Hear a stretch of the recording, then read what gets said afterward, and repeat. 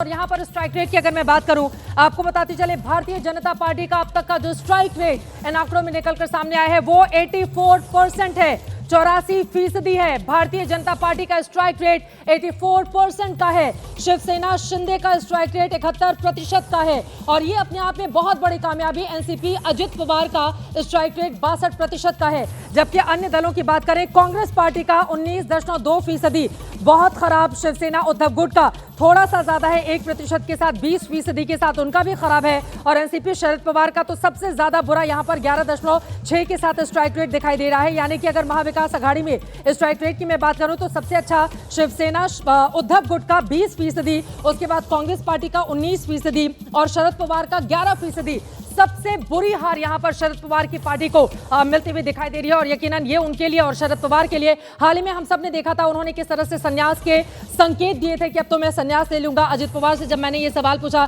तो उन्होंने कहा कि पहले भी संन्यास के संकेत देते रहे और बाद में वो पलट जाते रहे, तो उनकी बातों पर भरोसा नहीं किया जा सकता है। लेकिन शरद पवार जिन्होंने एनसीपी बनाई, एनसीपी अजित पवार ने दो फाड़ किए, उसके बावजूद महाराष्ट्र की जनता अगर एनसीपी अजित पवार पर भरोसा करती है तो ये बात बिल्कुल साफ हो गई है कि उनका जो चुनाव चिन्ह है घड़ी, उसकी टाइमिंग अजित पवार के लिए काफी अच्छी चल रही है। और यहां पर स्ट्राइक रेट आपको दिखा रहे हैं अब तक के जो आंकड़े सामने आए हैं। बीजेपी प्लस आप देख रहे हैं किस तरह से शानदार प्रदर्शन करती हुई 220 सीटों के साथ, जिनमें बीजेपी अकेले 125 के साथ सबसे बड़ी पार्टी, शानदार, जानदार, बहुत अच्छा प्रदर्शन करती हुई दिखाई दे रही है। शिवसेना शिंदे गुट 55 सीटों के साथ, इनका भी बहुत ही बेहतरीन प्रदर्शन है। क्योंकि अगर उद्धव ठाकरे के साथ आपकी लड़ाई हो और उद्धव ठाकरे की शिवसेना को आप इतने ज्यादा पीछे छोड़ दें, जबकि आपके ऊपर गद्दार के आरोप लगते हो, आपके शिंदे को मिंदे बुलाया जाता हो उद्धव ठाकरे की ओर से, और लगातार अलग अलग रैलियों में हमने देखा कि किस तरह की मुश्किलें खड़ी करने की कोशिश शिवसेना शिंदे गुट की ओर से की गई। लेकिन आपको यह भी याद रखना चाहिए, लोकसभा 2024 के आंकड़ों में अगर यहां पर दोनों पार्टियों के स्ट्राइक रेट को देखें तो शिंदे की पार्टी ने लोकसभा में उद्धव ठाकरे की पार्टी के मुकाबले कहीं ज्यादा अच्छा किया था।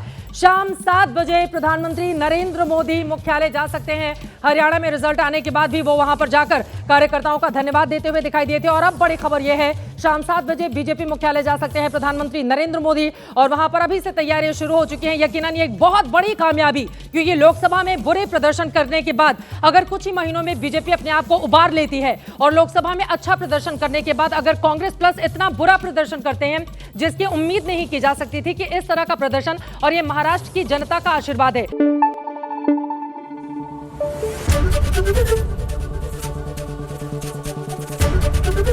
एबीपी न्यूज आपको रखे आगे।